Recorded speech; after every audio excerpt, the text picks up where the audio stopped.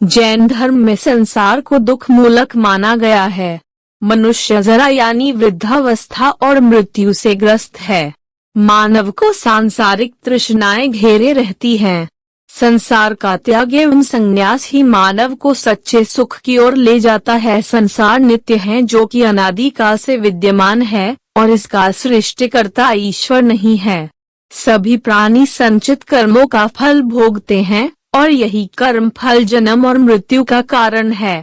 इस कर्म फल से मुक्ति या छुटकारा पाकर ही व्यक्ति निर्वाण की ओर अग्रसर होता है। कर्म फल से छुटकारा पाने के लिए आवश्यक है कि संचित कर्म समाप्त हों और वर्तमान जीवन में कर्म फल का संचय न हो। जैन धर्म में गृहस्थ व्यक्तियों के लिए 4 प्रकार के शिक्षा या व्रत बताए गए हैं। 1. देशव्रती, किसी देश या प्रदेश की सीमा से आगे न जाने का व्रत। 2. सामयिक व्रत, दिन में 3 बार सांसारिक चिंताओं से मुक्त होकर ध्यान लगाना। 3. प्रपोघोपवास, उपवास व्रत रखना। 4. वैया व्रत, दान पूजा आदि करना चाहिए। जबकि भिक्षुओं के लिए जैन धर्म की 5 समितियों का प्रावधान है। 1. ईर्ष्या समिति, ऐसे रास्ते से चलना चाहिए जहाँ पर कीट कीटाणु न मरे। 2. भाषा समिति, भाषण करते समय मधुर तथा प्रिय भाषा बोलना चाहिए। 3. ऐष्णा समिति, भोजन द्वारा किसी भी प्रकार के जीव हिंसा नहीं होनी चाहिए। 4. आदान क्षेपणा समिति, किसी भी कीट पतंग की हिंसा नहीं होनी चाहिए। और 5. व्युत्सर्ग समिति, मलमूत्र का त्याग करते समय किसी भी कीट धलें की हत्या नहीं होनी चाहिए।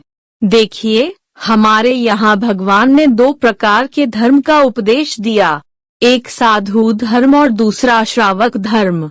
यदि आप निवृत्ति का मार्ग अंगीकार करने में समर्थ हो तो साधु धर्म को अंगीकार करो और दीक्षा लेकर आगे बढ़ो। यदि वैसा करने की सामर्थ्य नहीं है तो आपके लिए दूसरा मार्ग श्रावक धर्म बताया गया है। श्रावक धर्म यानी श्रावकोचित धर्म का पालन करें। श्रावक के 3 भेद बताए हैं, पाक्षिक श्रावक, नैष्ठिक श्रावक और साधक श्रावक। पाक्षिक श्रावक एकदम पहली कक्षा है। पाक्षिक श्रावक का मतलब जो जैन धर्म में जिन भगवान का पक्ष रखते हुए जैन कुल क्रमानुसार अपना आचरण रखें, वो पाक्षिक श्रावक है। तो सबसे पहले जिनेंद्र भगवान पर पक्की श्रद्धा, सच्चे देव, शास्त्र, गुरु पर समर्पण का भाव रखें। देव, शास्त्र, गुरु पर समर्पण का भाव होने के उपरांत आप जैन कुल के अनुरूप जो आचरण है उसका पालन करें। रात्रि भोजन का परित्याग करें। अशुद्ध, अभक्ष्य व अमर्यादित पदार्थों का त्याग करें और अपने जीवन में शुद्धता और सात्विकता को स्वीकार करें। ये पहली कक्षा है। ये पाक्षिक श्रावक है। इस पाक्षिकपने को आप पूरा करें।